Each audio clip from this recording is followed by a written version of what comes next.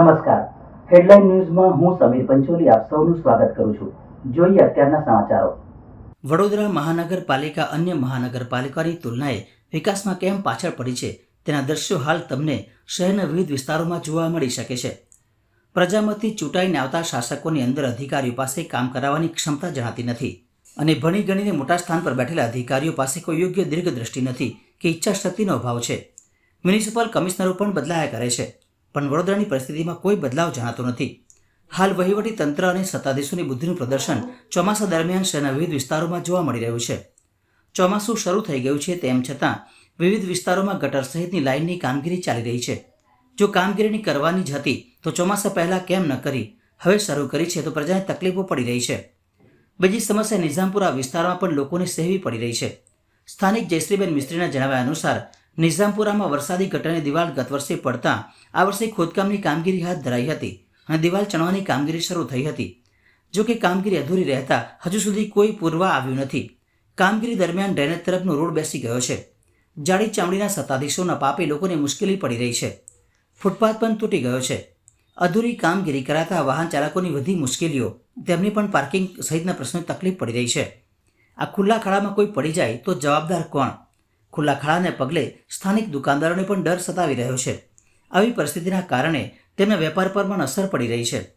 વિશ્વામિત્રીની કામગીરી માટે જશ લેતું તંત્ર શહેરની આવી પરિસ્થિતિ માટે કોને જવાબદાર ઠેરવે છે તેવા પણ પ્રશ્નો પ્રજા પૂછી રહી છે. મોન્સૂન આવી ગયું છે, તેમ છતાં પાલિકાએ કેમ અધૂરી છોડી છે કામગીરી, તે પણ સવાલ છે. હજુ પણ સંબંધિત અધિકારીઓ કર્મચારીઓ અધૂરી કામગીરીને વહેલી તકે પૂર્ણ કરે જેથી પ્રજાને પરેશાની ન થાય. Nizampura main road. અચ્છા, શું થયું છે અત્યારે અહીંયા ગાડી? એકચ્યુઅલી અહીંયા છે ને આપણે વરસાદી ગટર હતી, એની દિવાલ ગયા વર્ષે પડી ગઈ હતી, એટલે આ વર્ષે ખોદી અને દિવાલ ચણી છે, પણ હજી આ કંઈ ભરવા આવ્યા નથી. એ અંદર પુરાણ કરવાનું છે. હવે એ પૂરું છે ત્યારે ખબર નહીં હવે ક્યારે કરશે, મને ખબર નથી. પણ બિલકુલ ફૂટપાથને અડીને જ આ બધું થયું છે. લાગે છે, ડર લાગે છે કે આ ફૂટપાથ ડર નહીં. કાલે તો અહીંયા પેલો જીબીનો થાંભલો હતો, એ એક વર્ષે નીકળ્યો. તે જીબીનો થાંભલો હતો ને એ કાલે જ કાઢ્યો અને એ પડે એવો જ હતો. એમ કે કાલે પડે તો અમારી ઉપર પડે, કાં રોડ ઉપર પડે, ગમે તે. કાલે જીબીવાળાએ એ થાંભલો તો કાઢી નાખ્યો, બાકી થાંભલો અહીંયા વચ્ચે વચ્ચે જ હતો. આ બધું ખોદ્યું ત્યારે. તમને ડર લાગે છે અહીંયા ગાડી? ડર તો લાગે ને ભાઈ, કેમ ના લાગે? મને મોતની ડર તો હોય ને દરેકને. તો આ વરસાદ તો માંડ વરસાદ શરૂ થયો છે ને પહેલા જ આવું થયું? આ 100% કેમ નહીં? પરિસ્થિતિ તો ખરાબ જ છે અને અમારા ધંધામાં અસર પડે છે. મેઇન વસ્તુ તો પાર્કિંગ ન મળે. હવે પાર્કિંગ મળે તો બિચારા છોકરા દૂર દૂર સુધી પાર્કિંગ કરે, આજુબાજુ ત્યાં ન કરાય પાર્કિંગ, એટલે ધંધામાં એવો ખાસો ફરક પડી ગયો. અડધો અડધ ધંધો થઈ ગયો. લોકો અહીંયા ગાડી આવે, તમારે ત્યાં આવે છે, આ વસ્તુ જોઈને શું કહે છે? એવું જ કે ને કે આ ક્યારે પૂરાશે ને શું થશે ખબર નહીં, ભગવાન જાણે. અને એ લોકોની પાર્કિંગમાં પ્રોબ્લેમ તો થાય ને, અને ઉંમરલાયક આવે એ તો જરીક બી થાય તો અંદર પડી જાય બિચારા.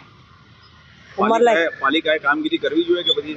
100% કરવી જોઈએ, કેમ ના કરે? કરશે એ ખબર નહીં કે પાલિકા કામ કરશે કે નહીં એ ખબર નથી, પણ ખોદીને તો ગયા છે. હવે તમને ડર લાગે છે? ડર તો લાગે ને, કેમ ના લાગે? મરવાનો ડર ન લાગે કોઈને?